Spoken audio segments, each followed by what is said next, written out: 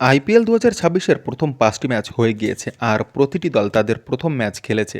আগামীকাল কেকেআর ও হায়দ্রাবাদ তাদের দ্বিতীয় ম্যাচ খেলতে চলেছে। আর এই দুই দলই তাদের প্রথম ম্যাচ হেরে এসেছে, ফলে এই ম্যাচে দুই দলই চাপে থাকবে। কেকেআর তাদের প্রথম ম্যাচ মুম্বাইয়ের বিরুদ্ধে এবং হায়দ্রাবাদ আরসিবির বিরুদ্ধে হেরেছে। আর দুই দলই ২০০-র বেশি রান করেও হেরেছে, কারণ দুই দলের বোলিংই খুবই দুর্বল।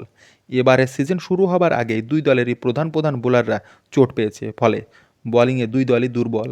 ফলে প্রধান বোলিং নিয়ে নামতে পারেনি তারা। আর আশা করা হচ্ছে যে আগামীকাল কেকেআর ও হায়দ্রাবাদের ম্যাচে আইপিএল ইতিহাসের প্রথম ৩০০ রান হয়তো দেখা যেতে পারে, আর যেটা কেকেআর কিংবা হায়দ্রাবাদ উভয় দলই করতে পারে, কারণ এবারে দুই দলেরই ব্যাটিং দারুণ শক্তিশালী আর অন্যদিকে উভয়ের বোলিংই দুর্বল। ফলে আশা করা হচ্ছে যে যে দল আগে ব্যাট করবে তারা একটা হিউজ রানের টার্গেট দিতে পারে। একদিকে হায়দ্রাবাদের ব্যাটিংয়ে রয়েছে Abhishek Sharma, Travis Head, Ishan Kishan, Heinrich ক্লাসেনের মতন এক্সক্লুসিভ ব্যাটসম্যান।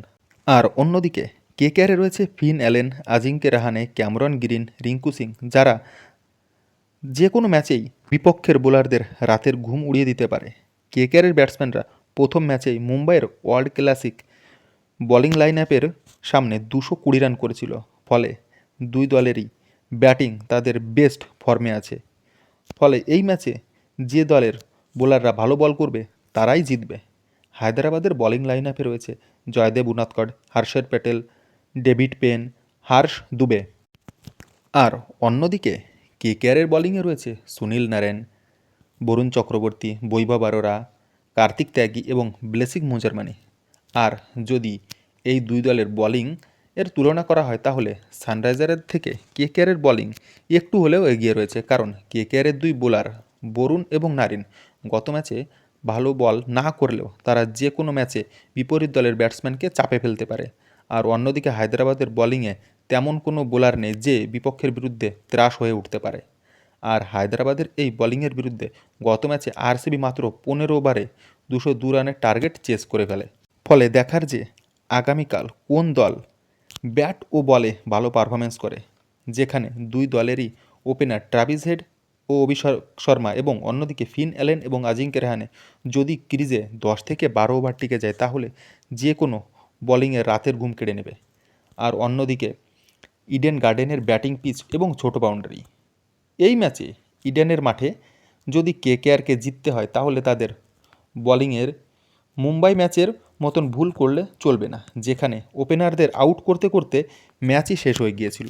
ফলে আগামীকালের ম্যাচে সবার আগে পাওয়ার প্লের মধ্যেই হায়দ্রাবাদের যে কোনো ওপেনারকে আউট করতে হবে।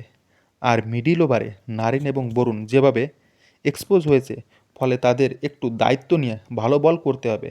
আর আগের ম্যাচে কেকেআরের বোলিংয়ের একটা ভালো দিক রয়েছে, সেটা হলো তারা ডেথ ওভারে ভালো বল করেছে, বিশেষ করে কার্তিক ত্যাগী এবং তার সঙ্গ দিয়েছে মুজারবানি। ফলে আগামীকালের ম্যাচটি বেশ ইন্টারেস্টিং হতে চলেছে, যেখানে দেখা যাবে যে কেকেআর না হায়দ্রাবাদ কাদের ব্যাটিং বেশি ভয়ঙ্কর। আর কেকেআরের প্র্যাকটিস সিজনে দেখা গিয়েছে যে তাদের ২৫ কোটির প্লেয়ার ক্যামরন গ্রিন বোলিং করছে, যেটা একটা ভালো জিনিস, কারণ যদি ক্যামরন গ্রিন ফিট হয়ে বোলিং করেন তাহলে কেকেআর আরও একটা বোলিংয়ের অপশন পেয়ে যাবে। বন্ধুরা, তোমাদের কি মনে হয় কেকেআর ও হায়দ্রাবাদের এই ম্যাচে আমরা ৩০০ রান দেখতে পাবো? সেটা অবশ্যই কমেন্ট করে জানিও। বন্ধুরা, ভিডিওটি ভালো লাগলে অবশ্যই লাইক করো এবং অন্যান্য আইপিএল সম্পর্কিত আপডেট পেতে চ্যানেলটিকে সাবস্ক্রাইব করো।